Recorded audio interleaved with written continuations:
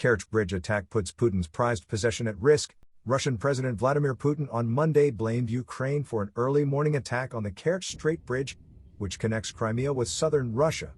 The incident dealt a strategic blow to Moscow since the bridge is said to be a key route for transporting military supplies to Russian forces.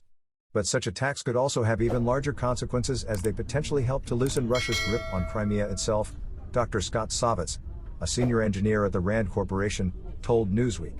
Putin invaded and annexed Crimea from Ukraine in 2014. Since his current invasion of Ukraine began in February 2022, the peninsula has been a major talking point.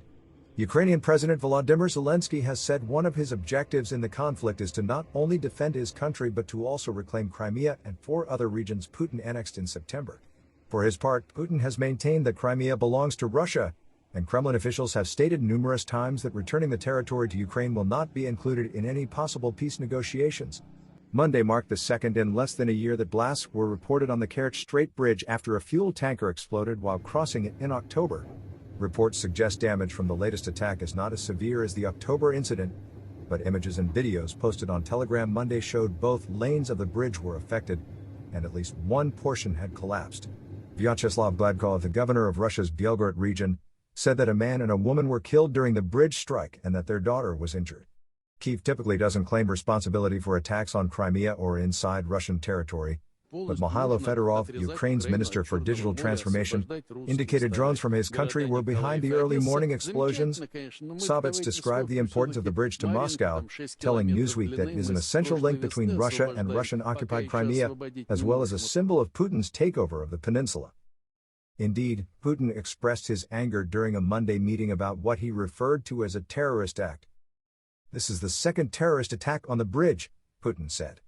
"I am waiting for specific proposals to improve the security of this strategic, important transport facility."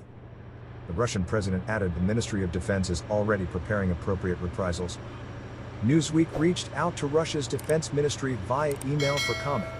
The strategic challenges Russia now faces due to the bridge's damage were described on Twitter by Anton Geshenko, an advisor to Ukraine's Minister of Internal Affairs.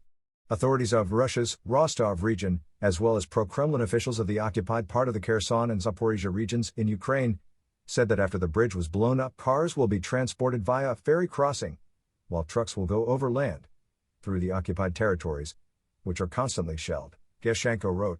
Randy Mott, a lawyer and former infantry officer in the U.S. Army, also tweeted about how difficult it will be for Russia to get supplies to its troops in Crimea after the bridge explosion.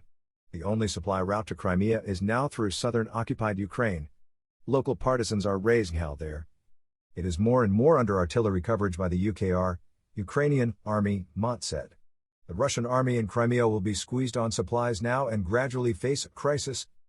Savitz pointed out to Newsweek that he and RAND adjunct senior fellow William Courtney previously wrote for the Moscow Times how using explosive uncrewed surface vessels, USVs, to sever Russia's links to occupied Crimea can diminish Russia's ability to use Crimea as a base for attacks on other parts of Ukraine.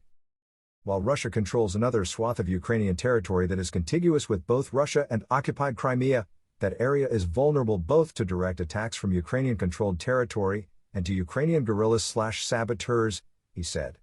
Savitz continued, repeatedly targeting bridge and vessel traffic from Russia to Crimea limits Russia's ability to resupply military forces there and can even help to loosen Russia's grip on Crimea itself. This benefits Ukraine both by hindering Crimea-based attacks on the rest of Ukraine and by beginning the process of eventually recovering that territory.